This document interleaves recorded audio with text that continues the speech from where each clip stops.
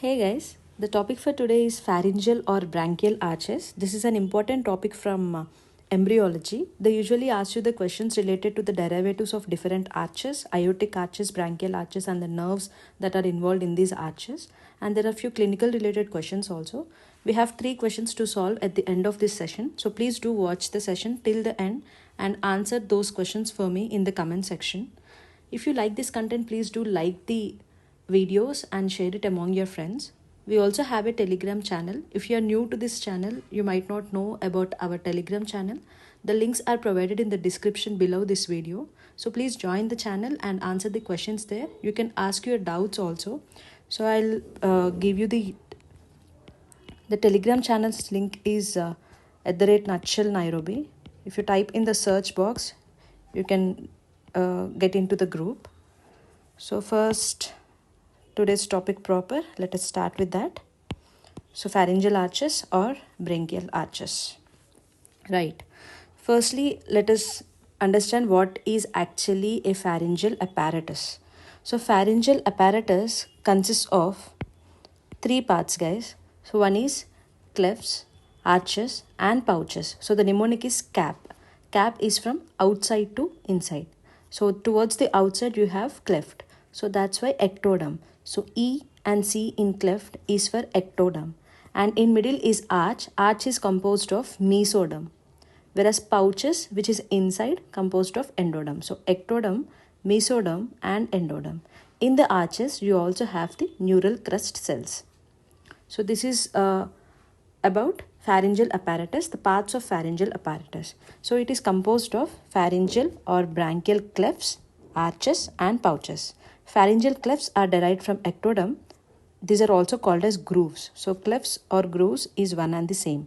Coming to the arches, it is derived from the mesoderm that gives muscles and arteries, whereas the neural crest gives bones and cartilages. So look at here, in the arches you have mesoderm and neural crest, right? From the mesoderm you get muscles and arteries, and from the neural crest you get cartilage and bones. So that is what is explained. And coming to the endoderm, that is the pouches. So pharyngeal pouches are derived from the endoderm.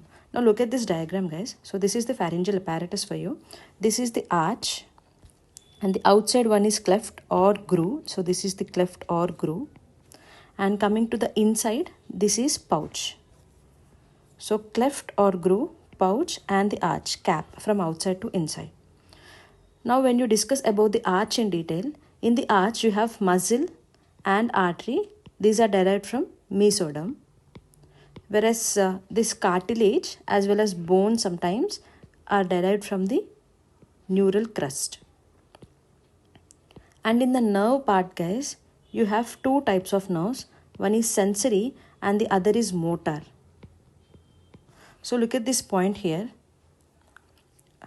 I have got you this point that sensory and motor nerves are not the pharyngeal arch derivatives. Remember that point. They are not the pharyngeal arch derivatives. They just grow into the arches. They just grow into the arches and they are derived from the neural crest cells and the neuroectoderm. So when you talk about the sensory nerves, they are derived from the neural crest cells. Whereas when you talk about the motor, it is derived from the neuroectoderm. I think this point is clear. See, whenever we talk about the cartilages, muscles, and arteries, they are all derived from the arches. But when you talk about the nerves, it is not derived from the arch. It is just carried through that arch, because when a muscle develops, it carries the nerve supply along with it. So whenever the development of muscle occurs, it carries the nerve supply along with it. So that intervenes the arches in between. So that way the nerve goes through the arch, but it is not developed from the arch. I think that point is clear now. So this is about the arch. Now let us discuss about individual component. Firstly, let us complete clefts and then pouches and then arches we'll learn. So first, when you talk about the pharyngeal cleft derivatives, so only first cleft is important, because only first cleft gives rise to external auditory meatus or external auditory canal.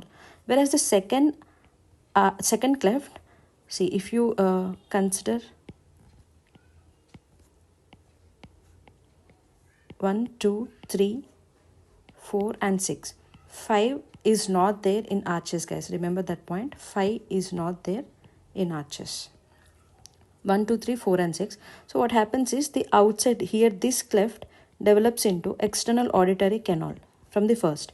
Whereas the second cleft overgrows all these third, fourth and sixth clefts.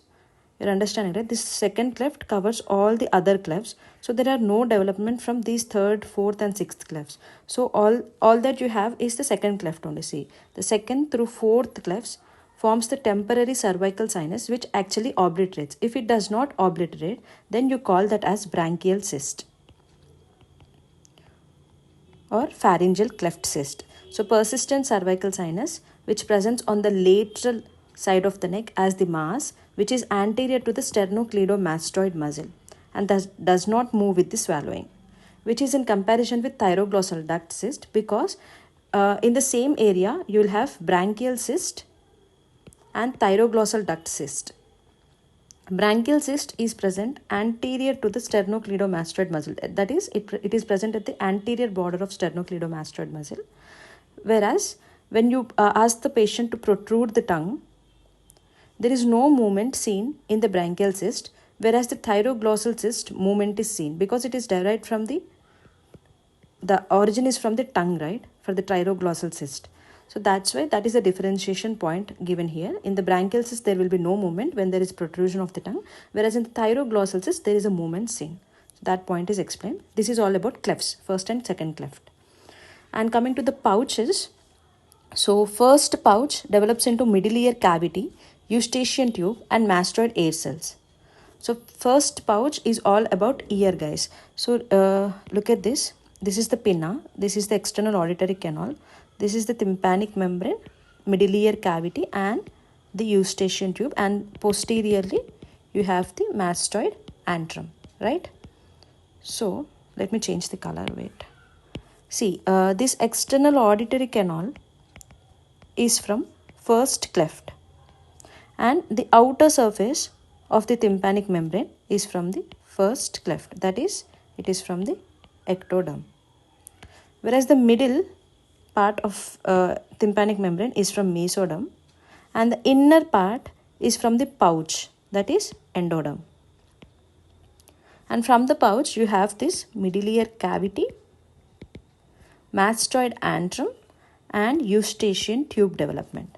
So that is what is written here. Middle ear cavity, eustachian tube and mastoid air cells or mastoid antrum is developed from the pouch, as well as the inner surface of tympanic membrane is also developed from the first pharyngeal pouch. So this is an important point here, guys, that tympanic membrane is developed from all three layers: ectoderm, mesoderm and endoderm. This is a frequently asked question. So which part of the ear develops from all three layers? That is tympanic membrane, which develops from ectoderm, mesoderm and endoderm. Now let us get into the second pharyngeal pouch. So second pharyngeal pouch is the epithelial lining of the tonsil. So remember it like tonsil. TWONSIL. So remember it like second is palatine tonsil. And third, the mnemonic is THIRD. That is, TH is for thymus and I is for inferior parathyroid. So remember, the third and fourth pouches have both wings. One is dorsal wing and ventral wing. Dorsal wing and ventral wing. So from the dorsal wing, you have this inferior parathyroid, whereas from the ventral you have thymus and inferior parathyroid. So the leftover one is superior parathyroid, right? So the superior parathyroid is from the dorsal wing, and from the ventral wing you have this ultimopharyngeal body or ultimobranchial body, from which you have this parafollicular C cells of the thyroid gland. So the mnemonic here is, from the fourth pharyngeal pouch you have parafollicular cells, and from the third, TH is for thymus and I is for inferior parathyroid. The structures of third and fourth third pouch end up below those of the fourth pouch. So the point that they are trying to explain is, finally, like in our body we have inferior parathyroid below and the superior parathyroid above, right? But this is developing from the third arch, this is developing from the fourth arch. The arches are numbered like this: 1, 2, 3, 4 and 6, right? So ideally the third pouch derivative, which is inferior, should be above, and the fourth pouch derivative, superior, should be below. But that is not happening. We name the parathyroid glands based on the final position, but actually they develop from the third and fourth in the reverse order. So that is what is explained. Structures from the third pouch end up below those of the fourth pouch. You're understanding, right? Like they migrate from above to below when we talk about the final position of the glands in our body. So this completes the discussion of the pouches for you. So first pouch is for the ear, second pouch is for the tonsil, that is tonsil, third is for THI, and fourth is for ultimobranchial body and superior parathyroid glands. If you are confused between these parathyroid glands, remember, like, see, parathyroid, that is inferior and superior, right? So this inferior parathyroid glands is derived from the third. THI is for inferior, whereas superior is from fourth. When you talk about the dorsal and the ventral wings, so which is developed from dorsal and which is developed from the ventral wings? So look at here. Dorsal has S in it, that is for superior parathyroid glands, whereas ventral is for ultimobranchial body or parafollicular cells. This is all about pouches. Now let us get into the arches, guys. So clefts is done and pouches is done. The leftover part is arches. So here, one second. Here I have got your diagram of pouch derivative. So look at here. This side is cleft, the middle one is arch, and the inside, these zones are pouches. So see, primitive tympanic cavity and the auditory tube, that is the eustachian tube. And from the second pouch, you have tonsil, that is tonsil. And from the third, you have thymus and parathyroid gland, which is inferior. This is from the dorsal, this is from the ventral. Coming to the fourth, you have superior parathyroid. Superior is dorsal, and ultimobranchial body, parafollicular C cells, is the ventral. So this is the diagram of pharyngeal pouch. Now coming to the aortic arch derivative. So aortic arch is nothing but the arteries of these pouches. The pharyngeal pouch arteries are called as aortic arch derivative. So each of these arches have one artery in it. So the first aortic arch gives the maxillary artery, a part of maxillary artery, which is a branch of external carotid artery. And the second, S for S, that is stapedial. And the third is three-letter word, common carotid artery, or C is for three, third letter. So common carotid artery. And it also gives another three-letter word, that is internal carotid artery, that too only the proximal part. So three letters are in third. Coming to the fourth, it is arch, four-letter word, and it is related to four limbs. So on the left side, left is also four-letter word, right is five-letter word, right? So left is four-letter word and it gives rise to arch, fourth arch. And the right side, you have this right subclavian artery development. So on the right side, you have right subclavian artery development. The subclavian artery supplies to the four limbs of the body. So that is the mnemonic. Arch is four-letter word and left is four-letter word. So from the left side, you have arch, aortic arch development, and on the right side, you have subclavian artery, right subclavian artery, which gives rise to four limbs. Coming to the sixth arch, the proximal part of pulmonary arteries, both on left and right side. So pulmonary artery, both on right and left, develops from the sixth arch, whereas ductus arteriosus, only on the left side, develops from the sixth arch. Look at here, ductus arteriosus only on the left side. Sixth arch, pulmonary artery, and pulmonary to systemic shunt, ductus arteriosus. So here is the diagram. So look at this diagram, guys. If this is the aortic arch, all of us know that the arteries that branches out from the aortic arch are B, C, S. Okay, B, C, and S. So this B is brachio, cephalic trunk. C is common carotid artery. This is the arch. This is the diagram of arch. Common carotid artery, and this is the subclavian artery. So this is the right side of the body. This is the left side of the body. Okay.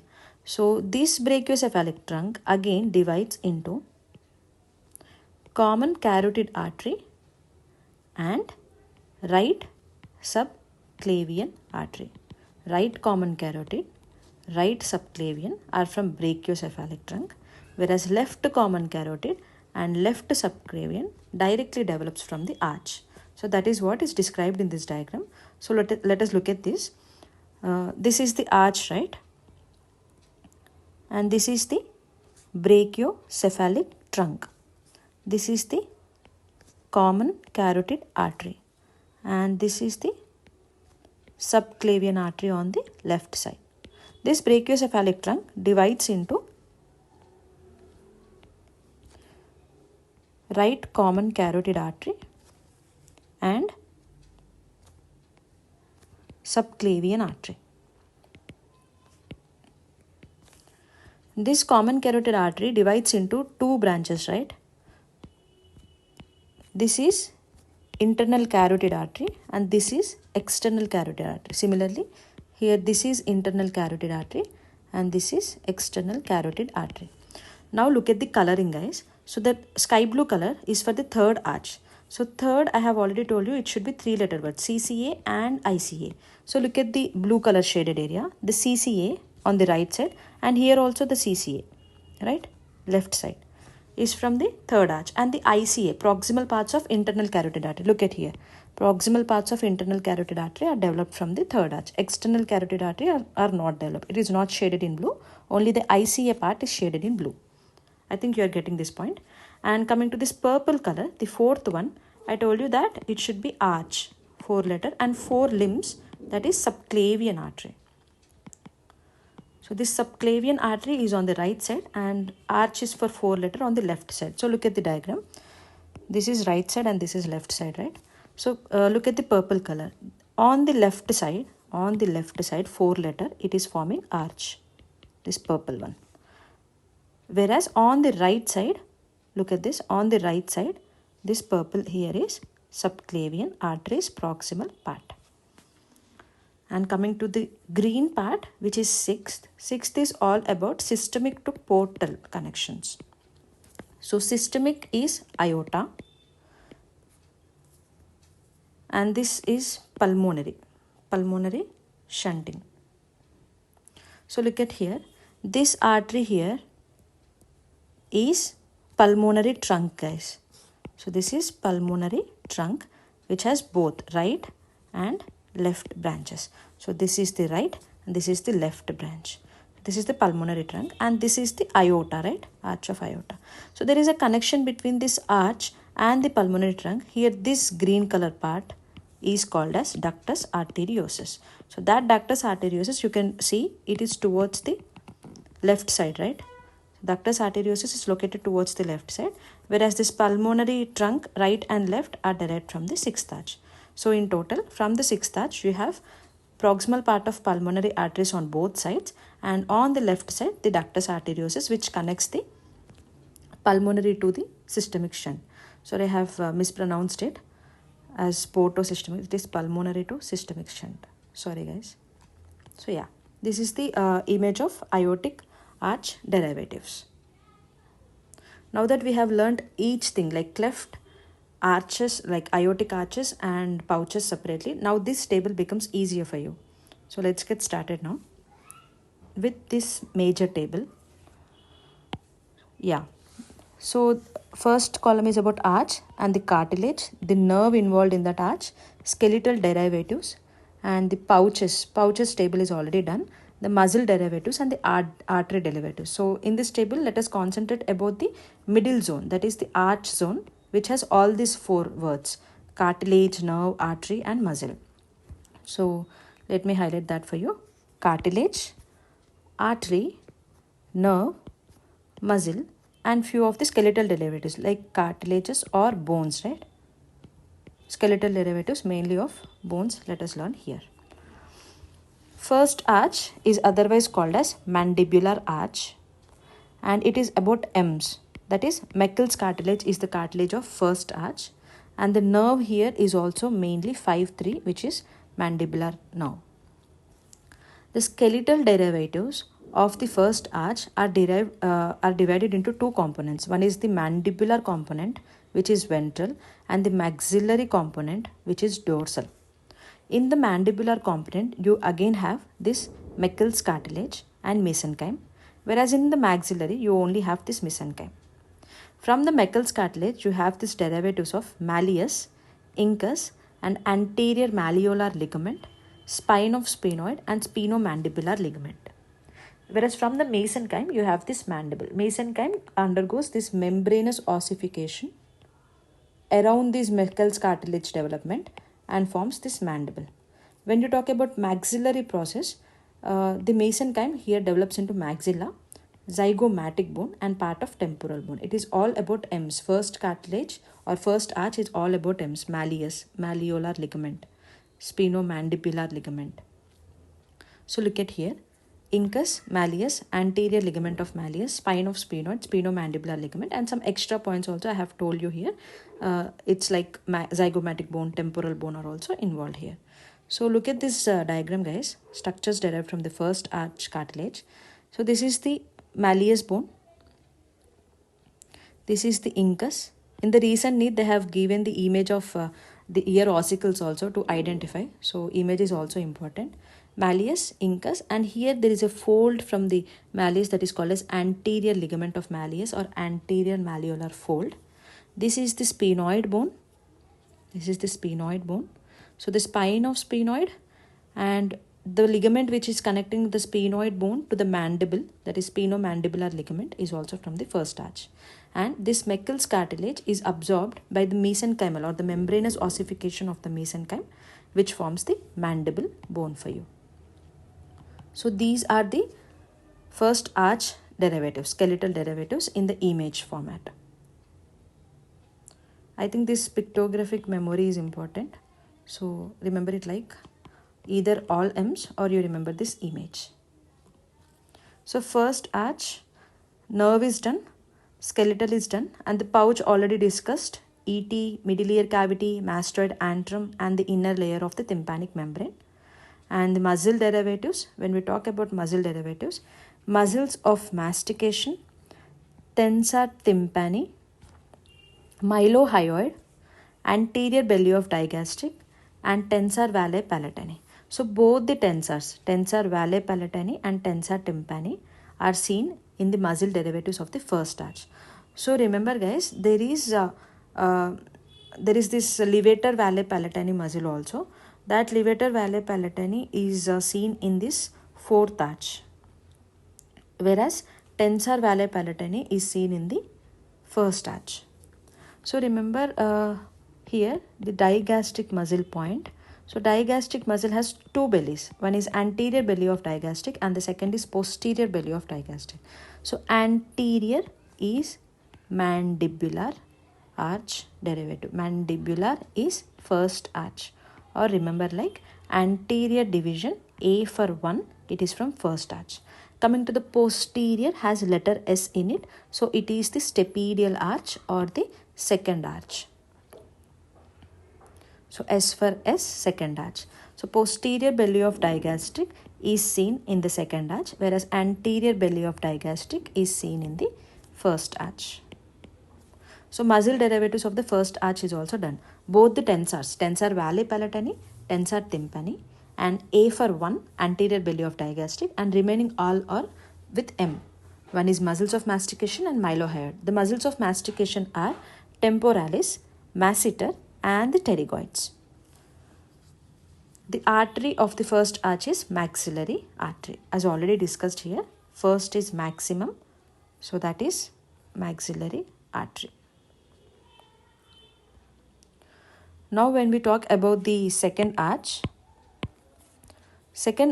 cartilage is called as Richard's cartilage, and the arch is called as hyoid arch because the hyoid bone develops from this second arch. Some part of hyoid bone develops from this second arch. And the artery of the second arch, S for S, that is stapedial artery, and the name hyoid arch, so the hyoid artery.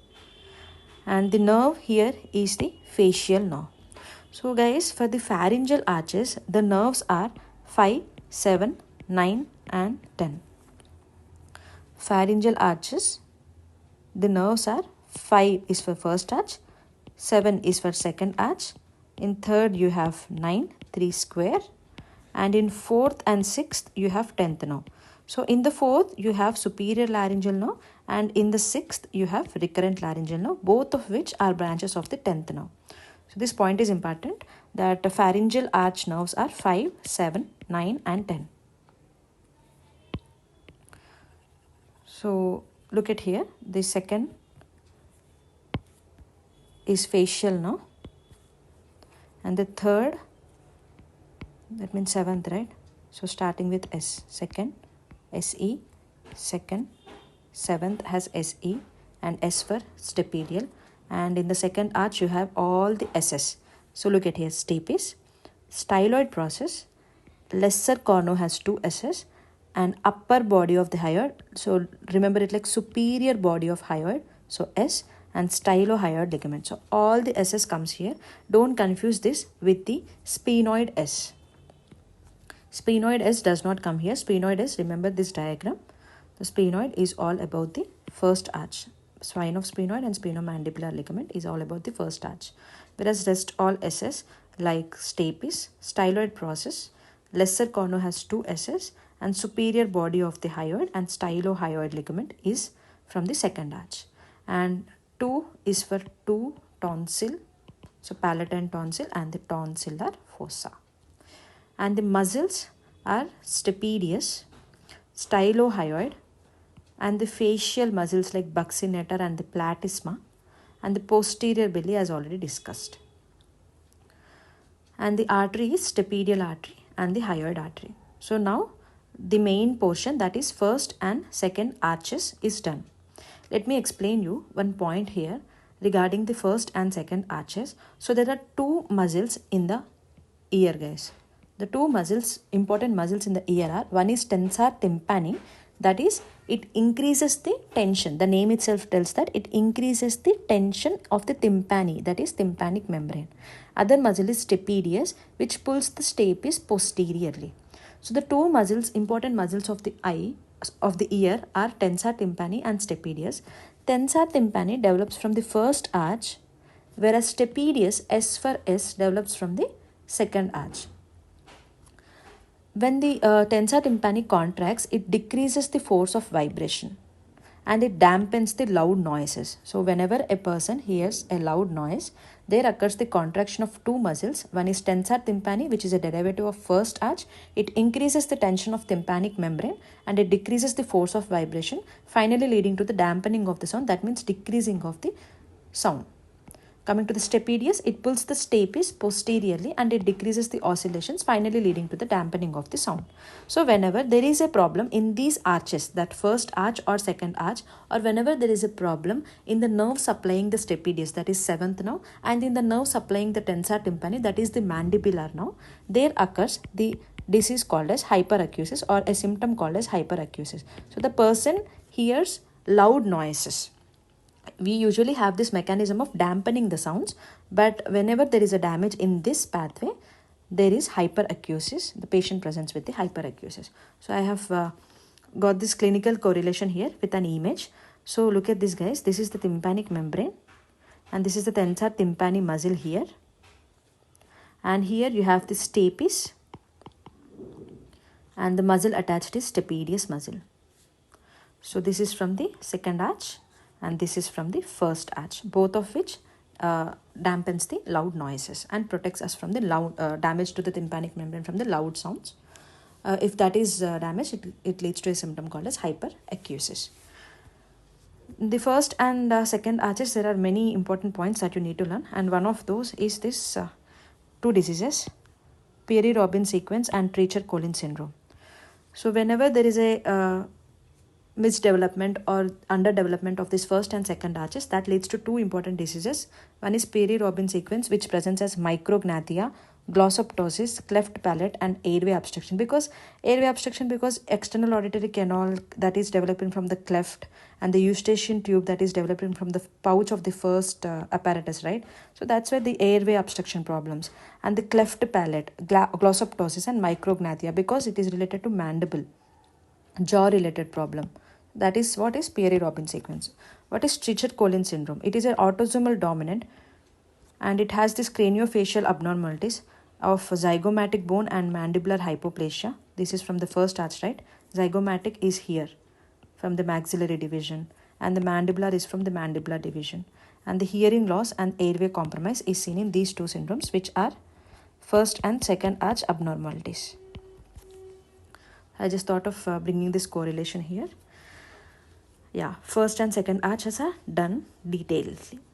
Here is one more diagram. I'm showing you many diagrams so that all these images gets imprinted in your brain and you don't forget this topic. So first arch, look at here. Meckel's cartilage, malleus, and incus. So all this red zone is first arch zone. Coming to the blue zone, stapes, and this Richard's cartilage and the hyoid. In the hyoid also the lesser cornu and the superior body. So look at this, guys. This is the lesser cornu 2SS second arch, and this is the superior body of the hyoid. That is the arch 2. And coming to the green one, arch number 3. So this is the inferior body of hyoid. And here you will have this extension that is called as greater cornu. So lesser cornu and superior is for the second arch. Immediately the third arch comes, right? So that's why the inferior body of hyoid and the greater cornu is given to the third arch. So when you look at this table, here you have this third arch, 3 square is ninth now, glossopharyngeal now. So for glossopharyngeal now, G for G, it is greater cornu of hyoid, because lesser is S for S second now, and the lower part of the hyoid bone, that is the inferior part of the hyoid bone. So remember, glossopharyngeal now, I just got this mnemonic while teaching. So see, G is greater cornu of hyoid, and LO is lower body, part of hyoid bone. Now it is easy, right? So from the name itself we derived G is for greater cornu of hyoid and LO is for lower part of hyoid bone. So remaining SS is for second arch derivatives, and the superior S is for second arch. Now coming to the glands, inferior parathyroid thymus, that already discussed, TH and I, thymus and inferior parathyroid, and the muscle here is stylopharyngeus muscle. So glossopharyngeal now, and similarly rhyming word stylopharyngeus muscle. And the arteries are 3-letter words, common carotid and the proximal internal carotid arteries. Coming to the fourth now. So look at the fourth. It is from, I told you that 10th now has 2 divisions, superior laryngeal nerve and this recurrent laryngeal nerve. So that superior laryngeal nerve is from 4th and the recurrent is for 6th. So here it is written as superior laryngeal nerve. And the cartilages that develops from this is thyroid, cricoid and cuneiform. So look at this, guys. If this is the thyroid cartilage, you have this cricoid cartilage here. This is the thyroid cartilage and the cricoid cartilage. The cricoid cartilage is a circular structure, right? Over the cricoid cartilage, you have arytenoid cartilage and cuneiform and corniculate cartilages. So this thyroid cartilage and corniculate and cuneiform develops from the 4th. Whereas other, like that is arytenoid, and they have missed one point here, that is cricoid cartilage. So arytenoid and cricoid cartilages develop from the 6th arch. Whereas thyroid and the other 2 C's, that is corniculate and cuneiform, develops from the 4th arch. And here we have learned inferior in the 3rd, so superior parathyroid in the 4th, and 4 for 4 follicular cells of the thyroid forms from the ultimobranchial body. And the muscles are from, in the 4th arch, the muscles are mainly of the pharyngeal muscles, and only one muscle of the larynx, that is cricothyroid, and levator vale palatini. So remember it like, from the pharyngeal muscles, all the muscles develop from this 4th arch except for 2 muscles. Those are stylopharyngeus and cricopharyngeus, guys. Stylopharyngeus is from glossopharyngeal arch, that is third arch. Look at here. And the cricopharyngeus muscle is from the sixth arch. So all the pharyngeal muscles are from the fourth arch except two muscles. One is stylopharyngeus from the third and cricopharyngeus from the sixth. In the larynx, only the cricothyroid, which is the tensor muscle of the larynx, the only muscle which tenses the or which increases the pitch of the voice is the cricothyroid, that develops from the fourth arch and levator valli palatini. And the tensor valli palatini was in first arch, right? Whereas levator valli palatini is in fourth arch. This larynx muscles, the nerve supply, ELN, SLN, ILN, everything is discussed in a video, guys. That is on the channel only. You go to the ENT playlist and find that larynx supply and the vocal cord pulses. That is also an important topic. There I have clearly explained that cricothyroid is the only tensor muscle which increases the pitch of the voice, which develops from the fourth arch. And arteries, as already discussed, left side arch, subclavian, done. Coming to the sixth, it is RLN, which is also a branch of 10th now. And as already discussed, arytenoid and cricoid cartilage from the sixth. And okay, remember this like 6, right? So 6 is for C. So C is from 6. So cricoid is 6. So there is this O here. Cricoid is from 6th, as well as arytenoid is like some arching structure. The 6 has this arching structure, right? This is the arch. So arytenoid and cricoid are from 6th. Coming to the muscles of the 6th arch, all the intrinsic muscles of the larynx except the cricothyroid. So already discussed, right? Cricothyroid is from the 4th. So all the muscles of the larynx except cricothyroid, and the cricopharyngeal muscles of the pharynx is from here. On the right side, you have right pulmonary artery. On the left side, you have left pulmonary artery and the ductus arteriosus, which connects the pulmonary system to the systemic, that is pulmonary systemic shunting. So this is all about the pharyngeal arches. All the diagrams, all the important points are discussed. So if I have missed anything, I'll post it on the Telegram channel. This PDF will be provided for you. And one more important point, guys, there is a syndrome called as DiGeorge syndrome. By now, every one of you must know this syndrome. The mnemonic goes like catch-22, right? So DiGeorge syndrome is due to the abnormal development of the third and fourth arches. So because DiGeorge is all about thymus abnormalities, so third and fourth arch development, misdevelopment leads to this DiGeorge syndrome, which is catch-22. The velocardiofacial abnormalities will be there.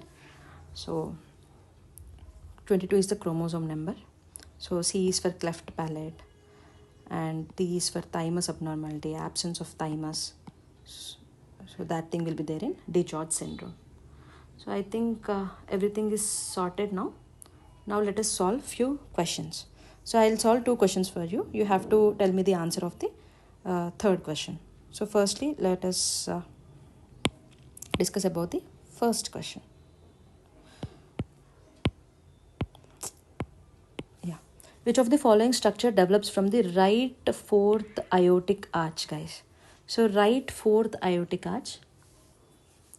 Aortic arch on the left side, it gives arch of aorta, right? Arch of aorta. Whereas on the right side, it gives the limbs 1. Limb 1 meaning subclavian artery, right? Subclavian artery supplies all the 4 limbs. The branches of subclavian artery supplies the limbs. So right side, it is subclavian artery. This is the answer. Let us see the other options also, so that it will be a kind of revision. Common carotid is from 3-letter word, that is third arch. Aortic arch is from 4th only, but from the left side. The question is asking about the right side, so that's why the C is the option. And hyoid is for the second, right? So second, that is stapedial artery, and the hyoid artery are from the second arch. Next, second question. During thyroidectomy, a surgeon accidentally damages a nerve. Post-op, the patient can't raise the pitch of his voice. Which arch is affected? structure derived from. So he cannot raise the pitch of the voice. So in order to raise the pitch of the voice, there is one muscle, that is cricothyroid. So the person is not able to do that. So he is asking about cricothyroid is derived from which arch. So cricothyroid is developed from fourth arch, right? From the second arch, this is the answer. From the second arch, you have that tonsil, TO, and the muscles of the second arch are like stapedius muscle and all. Whereas sixth arch is about cricopharyngeus and all larynx muscles.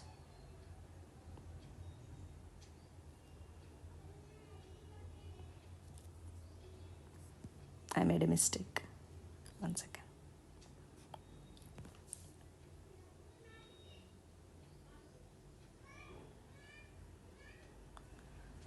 So yeah, it's right only. So it develops from the fourth cricothyroid, and all the muscles of the larynx are from sixth arch except the cricothyroid muscle, which is from the fourth arch. I thought there is a mistake in the table, but no, everything is right. So yeah, this question is also done. Now answer this question for me.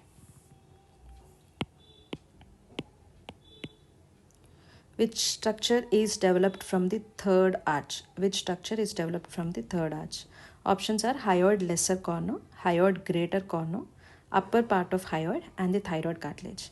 So please answer this in the comment section, guys, so that I'll get to know if you understood this topic, if I have explained it properly or not, and if the mnemonics helped you. So please answer this in the comment section. Thank you.